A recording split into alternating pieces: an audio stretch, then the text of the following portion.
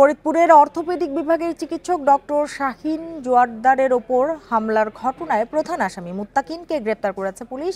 সে নিষিদ্ধ ঘোষিত ছাত্রলীগের ফরিদপুর জেলা কমিটির সদস্য। এই ঈদে জামা জুতো অ্যাকসেসরিজের ডিসকাউন্ট।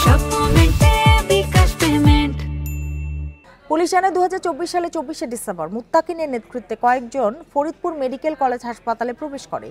এ সময় তুচ্ছ ঘটনাকে কেন্দ্র করে চিকিৎসক শাহিন জোয়ারদারের উপর হামলা চালায় তারা। এতে গুরুতর আহত হন তিনি। এই ঘটনায় মুত্তাকিনকে প্রধান ও অজ্ঞাত কয়েকজনকে আসামি করে থানায় মামলা করা হয়। গোপন খবরে মঙ্গলবার রাতে রাজধানীর মৌচাক এলাকা থেকে তাকে গ্রেপ্তার করে পুলিশ। এর আগে 6 আসামির মধ্যে 4 জনকে গ্রেপ্তার করা হয়েছে।